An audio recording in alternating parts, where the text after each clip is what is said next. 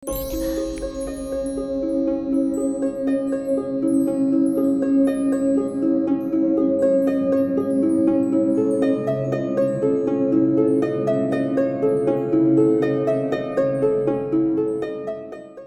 selamat datang dan selamat malam. Saya Denny, narator dari Rumah Horor Indonesia, menyapa sobat RI sekalian. Semoga kalian semua dalam keadaan yang sehat, lancar, banyak rezeki. Dan hari ini saya akan membahas sebuah mitos. Dan langsung saja, inilah dia, mitos genderuwo. Ini saya bacakan dari tulisan Mas Billy dari ceritamistis.com. Nama asli genderuwo diduga berasal dari Gandharva. Bacanya Gandarwa juga sih. Dulu di tanah Nusantara ini masih kental dengan nilai-nilai Hindu dan Buddha, sehingga masyarakat setempat sudah mengenal nama Gandharva, atau yang selanjutnya saya akan baca dengan Gandarwa. Gandarwa ini adalah suatu makhluk yang tidak kasat mata yang bertugas sebagai pembawa pesan dari para dewa dan pemusik surgawi. Jadi pada dasarnya mereka adalah makhluk supranatural yang tinggal di kayangan. Bahkan hingga hari ini, orang India memanggil Gandharwa itu untuk orang-orang yang ahli di musik klasik India. Nama Gandharwa ini kemudian di budaya Jawa berubah menjadi genderuwo. Dan seiring dengan pergeseran budaya dan tradisi, genderuwo di zaman Jawa pun sudah berubah drastis dengan Gandharwa itu.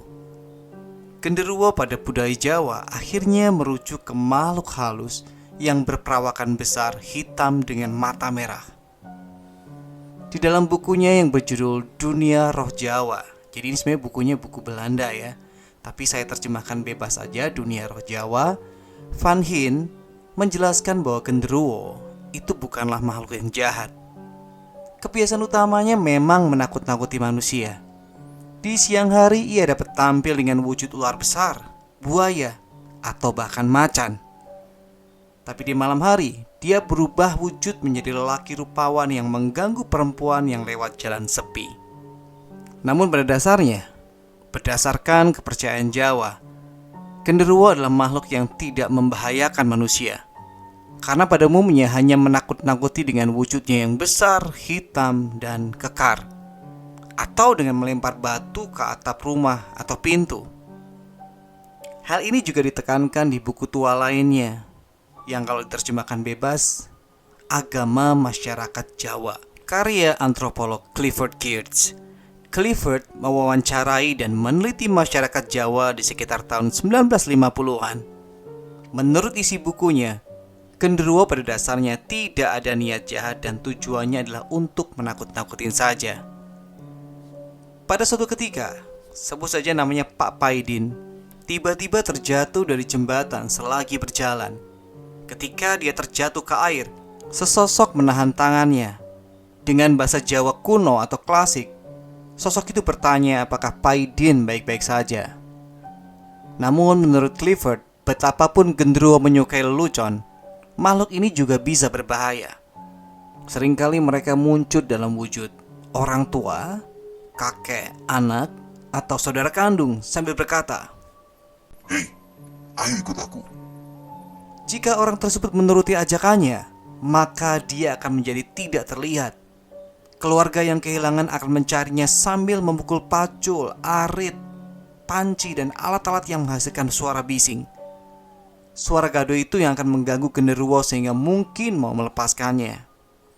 Atau pada saat genderuwo menawarkan makanan kepada si korban, kalau korban memakannya, dia akan tetap tak terlihat. Kalau menolaknya, dia akan tampak lagi dan keluarganya akan menemukannya. Kasus lain yang berbahaya adalah genderuwo terkadang bisa meniduri wanita manusia. Kadang-kadang, menurut Clifford, genderuwo mampu menyamar menjadi suami seorang perempuan lalu menidurinya. Maka lahirlah anak yang menyerupai raksasa. Berdasarkan catatan Clifford, dia mendapatkan informasi di Mojokuto ada seorang yang tampangnya besar, hitam, bentuknya aneh, yang konon dipercaya hasil dari genderuwo dan manusia. Usianya hanya sampai usia 16 tahun lalu meninggal. Di tahun 2013, Indonesia juga sempat dihebohkan oleh Wagini yang mengaku anak genderuwo dari Alas Purwo, Banyuwangi, Jawa Timur, yang bahkan sempat tampil di beberapa acara TV. Jadi kesimpulannya, walaupun genderuwo umumnya tidak jahat, namun adalah tidak baik untuk menyepelekan atau bersikap tidak sopan. Membicarakan genderuwo dengan tidak sopan atau bahkan menghinanya bisa saja membuat dia marah dan tersinggung. Jadi sebaiknya kita selalu bersikap sopan dimanapun kita berada, baik yang terlihat orang maupun yang tidak terlihat orang. Oke Sobat RAI, itulah akhir dari cerita kita pada malam hari ini. Semoga bisa menghibur kalian, dan kalau kalian punya cerita yang ingin saya bacakan, silahkan kirimkan ke denny.ristanto1104@gmail.com. Sampai ketemu di cerita atau mitos yang lainnya lagi. Selamat malam, selamat beristirahat.